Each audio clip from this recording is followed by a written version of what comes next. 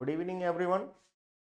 तो quant passage start के quant passage का चौथा लेक्चर हमारा कंटिन्यूशन चल रहा है और आज के पैसेज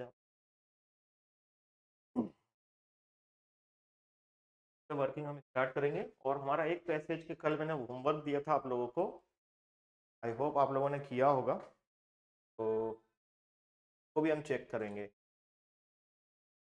दोस्तों। तो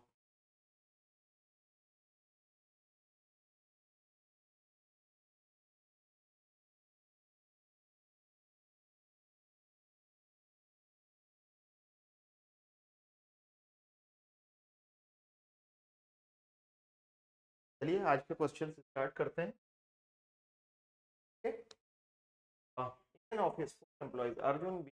Chetan are assigned to complete a software development project which has different work efficiency levels of experience and skill. Arjun, Bina, Chetan and Divya Arjun can complete the project alone in 30 days, Bina in 50 days। यहाँ पे बेटा सबके दिन दिए हुए हैं और इनको ABCD ही कंसीडर करें आप, है ना।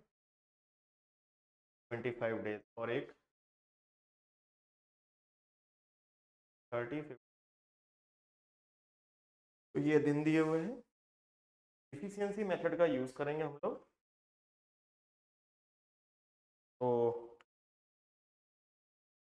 सबसे पहले एलसीएम लेंगे।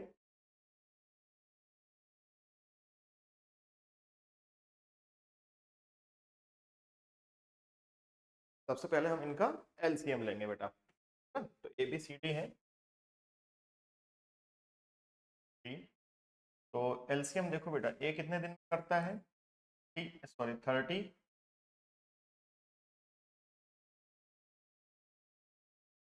ए करता है 30 डेज में, 50 डेज में, सी 60 डेज में और डी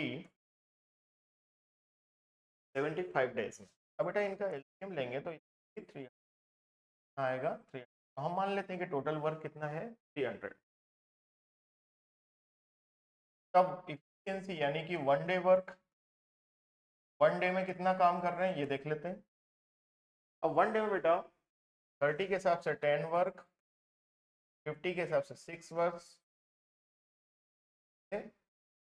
5 वर्क और 75 से 4 वर्क, है ना।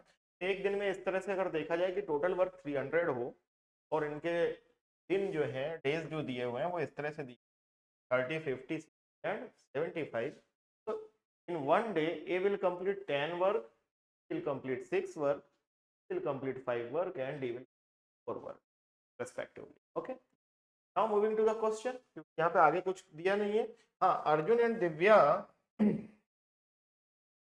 but due to an upcoming business trip Arjun and Divya can only work on the project for the first 10 days। okay? ऐसा दिया गया है कि अर्जुन और दिव्या क्या है, for the project for first 10 days after which only Beena and Chetan continue on the project। ठीक, ये condition the. now what is the first question? First question is how much of the project is completed when Arjun and Divya work together with and Chetan for the first 10 days. अब यहाँ पे देखिए इस चीज को अभी ध्यान नहीं देना है, चीज को ध्यान देना है। क्यों? क्योंकि उसने बोला कि अगर अर्जुन और दिव्या के साथ में टीना और चेतन भी फर्स्ट 10 डेज काम करें तो कितना काम कंप्लीट हो जाएगा 10 दिन में, ठीक है ना। तो बेटा वन डे में ये चारों मिलकर कितना वर्क कर रहे हैं, वन डे में ये चारों मिलकर कर रहे हैं 10, 6, 4, 10, 25 वर्क। कितना वर्क कर रहे हैं वन डे में 25 वर्क। अगर ये चारों मिलकर एक दिन में 25 वर्क करते हैं तो बेटा 10 डेज में कितना वर्क कर लेंगे, तो 10 डेज में कर लेंगे 250 वर्क। कितना वर्क करेंगे बेटा 250, है ना। अब अगर ये 10 डेज में 250 वर्क कर रहे हैं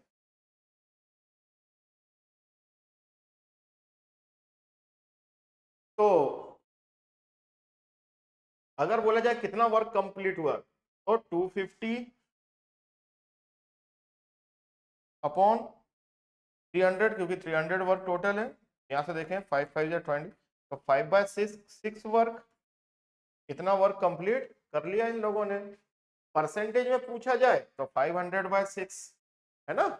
तो कितना वर्क कंप्लीट हुआ है उनका 10 डेज में? 5/6 work. Okay, so this is the answer for the first question. Then next question क्या है भाई? After the first 10 days, how many additional days will they need to complete the project together? ठीक है, अब यहाँ पे देखिए क्या है, दो चीजें हैं, है ना। After the first 10 days, how many additional days will they need to complete the project together? अगर इसी की कंडीशन को आगे प्रोजेक्ट किया जा रहा है ना, तो क्या आना चाहिए कि भाई अभी वर्क कितना फिनिश हुआ था,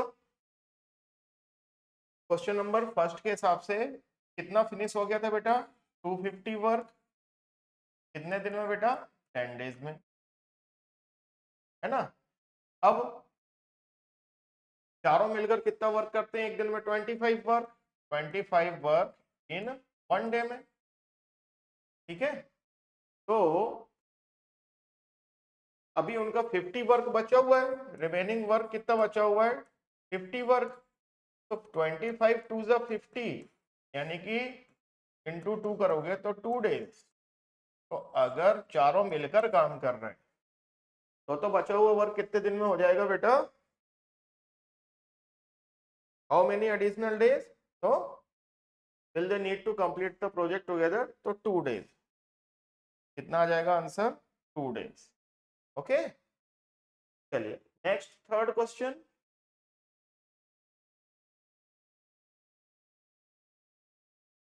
अब यहां पे देखिए क्वेश्चन में क्या बोला, how much of the project remains after the first 10 days and only Beena and Chetan continues to work. तो इसमें कंडीशन क्या ली है कि शुरू के 10 दिन अगर केवल बीना और चेतन वर्क करें, शुरू के 10 डेज में सिर्फ बीना और चेतन वर्क करें, ये है ना, शुरू के 10 डेज सिर्फ बीना और चेतन वर्क करें, ये दोनों मिलकर काम करें, ठीक है बेटा। ये एक दिन में कितना काम कर लेंगे? 6 + 5 11 वर्क, है ना, +5 11 वर्क। चलिए नीचे करते हैं solve. How much of the project remains after the first 10 days when Bina and continues to work. बेटा एक दिन में बीना और चेतन मिलकर 1 डे में कितना वर्क करते हैं बेटा? 11 वर्क। तो 10 डेज में कितना वर्क कर लेंगे? 110 वर्क। तब 300 टोटल वर्क था बेटा। टोटल वर्क कितना था? 300। अब 300 में से 110 इन लोगों ने कर लिया, तो बचा कितना? तो रिमेनिंग वर्क कितना हो गया? 190 वर्क। तो 190 300 का कितना पार्ट है? तो अभी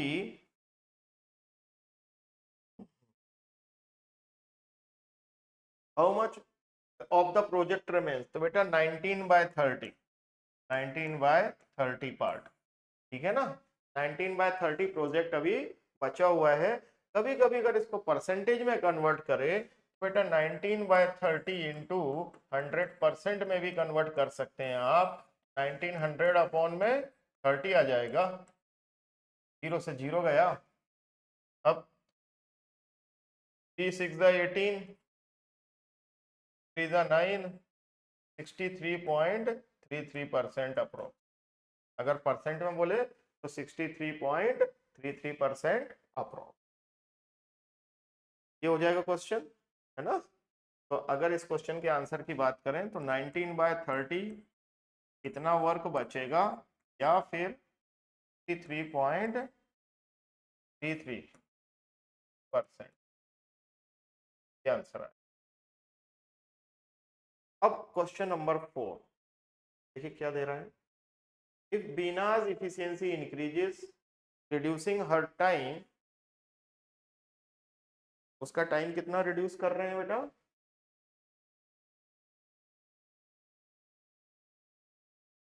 reducing her time to complete the project alone to 30 days, यानी कि बेटा का टाइम जो था वो पहले 50 डेज लगते थे, अब उसको क्या कर दिया जाए 30 डेज। तो how does this affect the time required for Bina and Chetan to complete the remaining 25% of the project. तो 25% प्रोजेक्ट, अब रिमेनिंग से यहाँ पे कोई खास मतलब नहीं है ना, पहले किसने कितना पूरा किया इससे कोई मतलब ही नहीं निकल रहा है। तो उसने इतना पूछा है कि 25% प्रोजेक्ट को पूरा करने के लिए इन दोनों को कितना टाइम लगेगा, ये है मतलब। तो बेटा बीना और कौन किसकी बात हो रही है बेटा, चेतन, यानी बी एंड सी।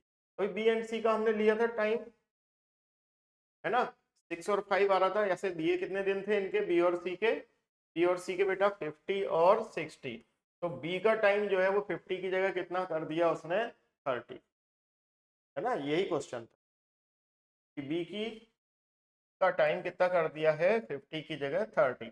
तो बी का 30 कर दिया और का ऑलरेडी कितना है 60। अब टोटल वर्क कितना हो जाएगा बेटा 60, एलसीएम लेंगे तो वन डे में देखो क्या मिला अपने को 32 जा 60, 2 वर्क एंड 1 वर्क। बेटा इस तरह ये दोनों मिलकर तो 3 वर्क कर लेते हैं, कितने दिन में, एक दिन में, यानी कि इफिशियंसी कितनी हो गई इनकी। अगर वन डे में 3 वर्क कर लेते हैं, ठीक है ना, तो 25% ऑफ द वर्क।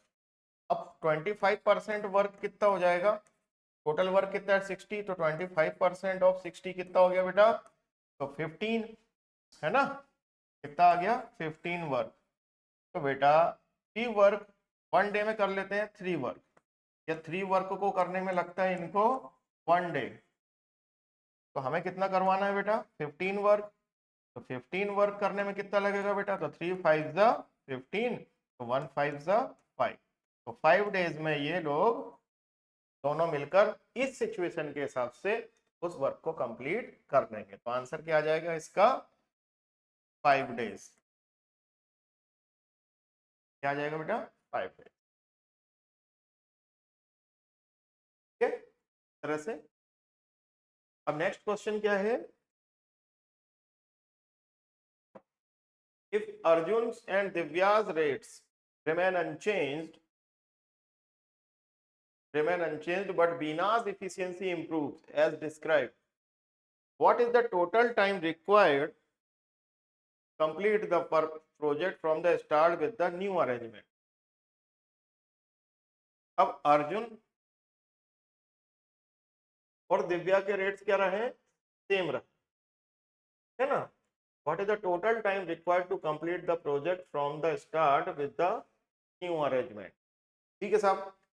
तो यहाँ पे अर्जुन और दिव्या को सेम रखा है, पी की इफिशियंसी जैसा भी हमने कहा था सेम, है ना। What is the total time required to complete the project from start with the new arrangement, ठीक है बेटा। तो यहाँ पे हमें क्या करना है, पहले देखो उन्होंने क्या कहा था कि अर्जुन और दिव्या क्या है, फर्स्ट 10 डेज काम करें और उसके बाद बीना और चेतन काम करें, लेकिन बीना की इफिशियंसी बढ़ी हुई हो, है ना। तो यहाँ पे हम अर्जुन, दिव्या, बीना, चेतन, है ना। अब इनके टाइमिंग्स यहाँ पे बीना और चेतन कितना है 30 और 60, दिव्या का 75, ठीक है, और अर्जुन के दिए हैं 40 डेज। अब इसके अकॉर्डिंग हम करें तो एलसीएम तो बेटा वही आएगा, एलसीएम क्या आ जाएगा 300, टोटल वर्क कितना हो जाएगा बेटा 300, ओके। अर्जुन के शायद 30 डेज है, एक बार चेक कर लेते हैं, अर्जुन के 30 डेज है, यस 50 है बीना का, तो बीना का 30 हो गया, सब सही है, देख लेते हैं। अब इस तरह से देखें तो एलसीएम कितना आ गया 300, तब इफिशियंसी क्या आएगी बेटा इनकी, तो 30 से 10, 75 से 4 टाइम्स, 30 से 10 और 6 से 5। अब वो क्या चाहता है, अर्जुन और दिव्या ने शुरू में काम किया 10 दिन, तो अर्जुन और दिव्या एक दिन में 14, तो 10 डेज में कितना कर लेंगे अर्जुन और दिव्या मिलकर, 10 डेज में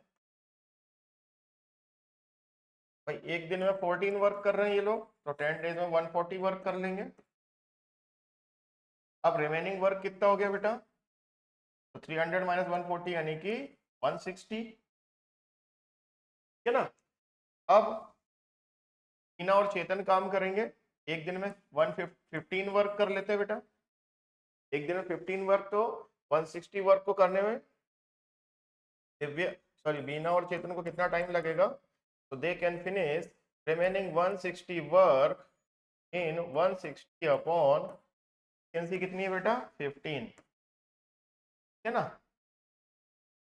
तो डिवाइड कर लेते बेटा इसको, कितना आ जाएगा ये 3 और 32, 5 से डिवाइड कर दिया 3 और 32। अब 32/3 कितना हो जाएगा बेटा, तो 3 10 या 30, 10 इंटीजर 2/3 इस तरह से हो जाएगा क्वेश्चन, है ना। तो कहीं कोई दिक्कत नहीं है।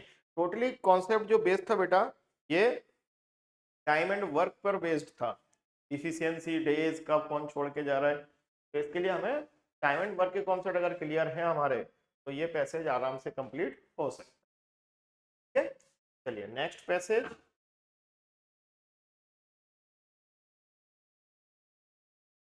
एक बार चेक कर लेते हैं पैसेज क्या बोल रहा है।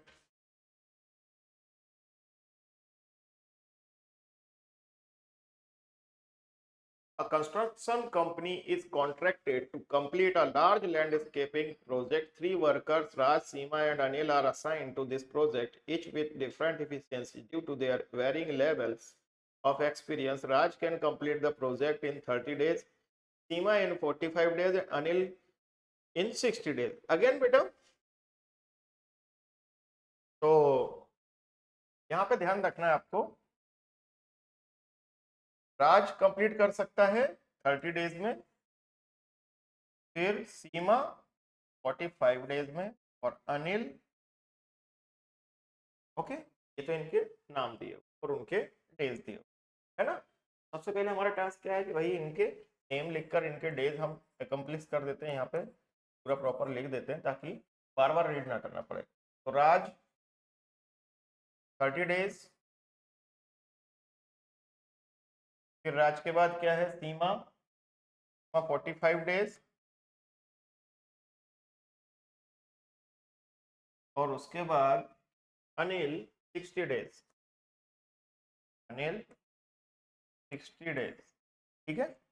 अब 30 45 और 60 का एलसीएम देखें बेटा, तो 180 वर्क, इफिशियंसी क्या हो जाएगी बेटा, इफिशियंसी क्या होता है ये ध्यान रखिएगा, the time taken to complete the work completed in 1 day, एक दिन में किया गया कार्य ही क्या कहलाता है, इफिशियंसी। तो 30 से 6 था तो 6 वर्क, 45 से 4 टाइम्स, एंड 60 से 3 टाइम्स।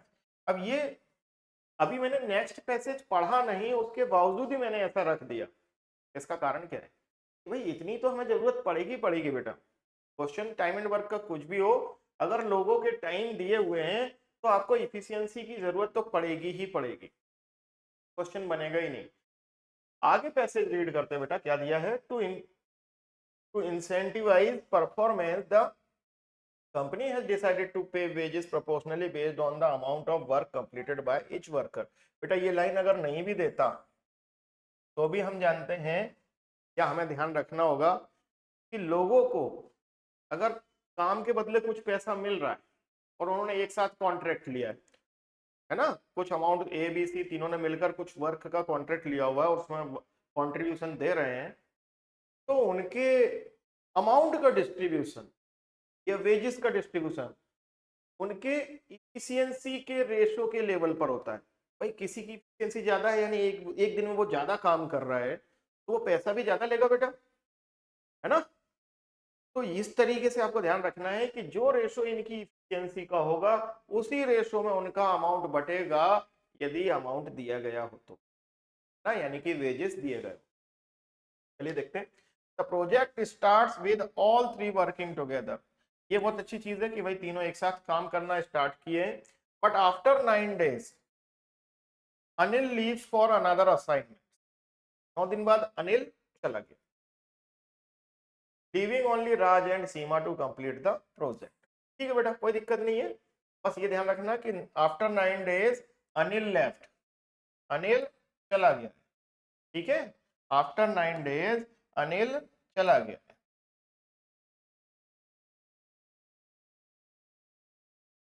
तो ये एक ध्यान रखने वाली चीज है। अब अपन क्वेश्चन करते हैं। ठीक है, तो पहला question, if Raj, Seema and Anil work together for the first 9 days, what percentage of the project do they complete? अगर ये तीनों मिलकर काम करते हैं तो इन्होंने कितना काम कंप्लीट कर लिया है? ठीक है, इन्होंने कितना काम कंप्लीट कर लिया है ना, यही हमारा क्वेश्चन। तो बेटा तीनों के टाइम इफिशियंसी दे रखी है। First we will add the efficiencies, efficiency को क्या करते हैं, ऐड कर लेते हैं। तो तीनों मिलकर एक दिन में कितना करेंगे, 13 वर्क कर लेंगे। तो all three 3 days, sorry 1 day, 1 day, 1 day में कितना वर्क फिनिश करेंगे बेटा? तो 1 day में करते हैं ये 13 वर्क। कितना वर्क कर लेते हैं, 13 वर्क। अब अगर ये 1 day में 13 वर्क कर लेते हैं तो कितने दिन वर्क करवाना है हमें शुरू में, 9 days। तो बेटा 9 days में कितना वर्क हो जाएगा देख लेते हैं। 13 9 जो 117, ठीक है, 117 वर्क। अब ये 117 वर्क टोटल वर्क का कितना फ्रैक्शन कॉन्स्टिट्यूट कर रहा है देख लेते हैं। तो 117 अपॉन में 180। ठीक है, अब हम जानते हैं कि ये 9 से 13 टाइम्स और 9 से 20, तो 13/20 वर्क। क्या आ जाएगा इसका आंसर? अगर फ्रैक्शन में दिया है तो 13/20 वर्क, और अगर आपके ऑप्शन परसेंट में जा रहे हैं बेटा तो कोई बड़ी बात नहीं है, 13/20 इंटू 100 कर सकते हैं। We can multiply it by 100। 25 the and 13 5 the 65। तो आपका एक और आंसर क्या हो सकता है कि 5%। ओके बेटा, एक और आंसर क्या हो सकता है, 65%। So that was the first question। चलिए नेक्स्ट क्वेश्चन रीड कर लेते हैं। क्वेश्चन रीड करते वक्त प्रॉपर ध्यान रखें, कोई गलती ना हो, है ना। क्या बोला गया है, if the total wage fund for the first 9 days is ₹45,000, how much does each worker earn assuming wages are distributed based on the amount of work done? Okay, अगर पहले 9 दिन के लिए टोटल अमाउंट कितना डिसाइड किया गया हो, 45,000, है ना। ठीक है, तो how much does each worker earn assuming wages are distributed based on the amount of work done? ये बेटा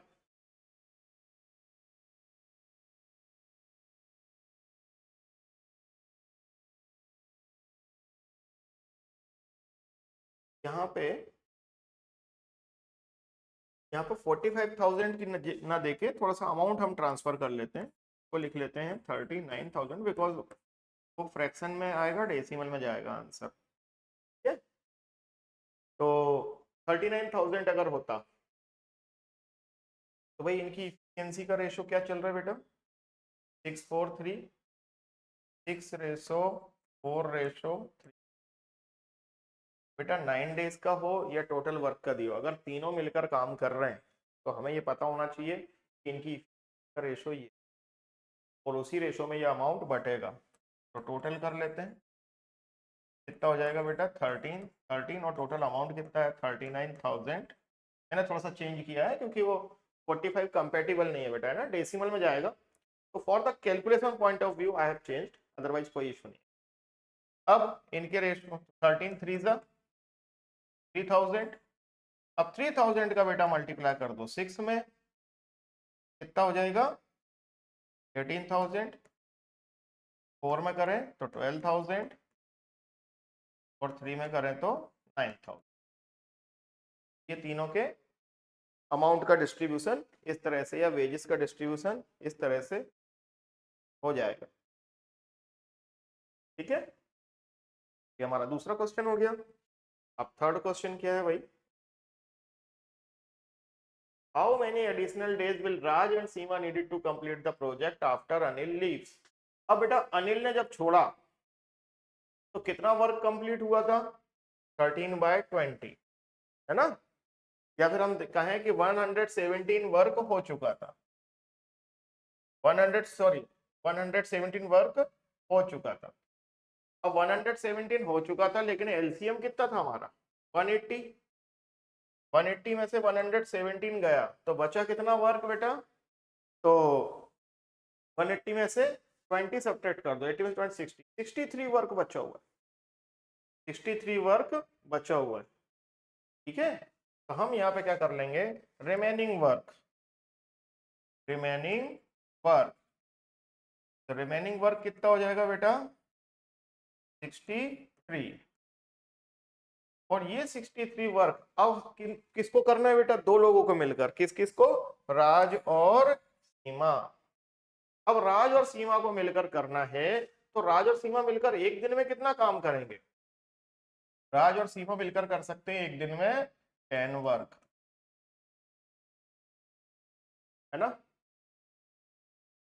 तो राज और सीमा मिलकर वन डे में कितना करते हैं 10 वर्क, और वर्क कितना करना है उन्हें 63, तो 63 वर्क फिनिश करने में उनको कितना टाइम लगेगा, तो 63/10 यानी कि 6.3 डेज आ जाएगा बेटा, 6.3 डेज।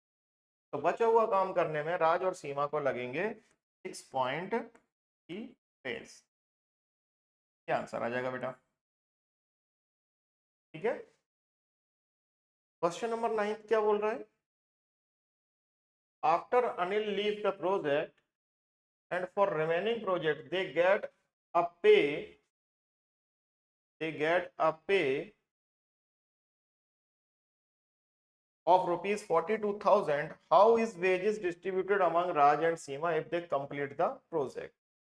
है ना, तो भाई अब दो ही लोग बचे हैं और रिमेनिंग प्रोजेक्ट का कितना पैसा मिल रहा है उनको 42,000। तो बेटा राज और सीमा की इफिशियंसी का रेशो कितना है, देख लेते हैं, 6 और 4 10, 6:4।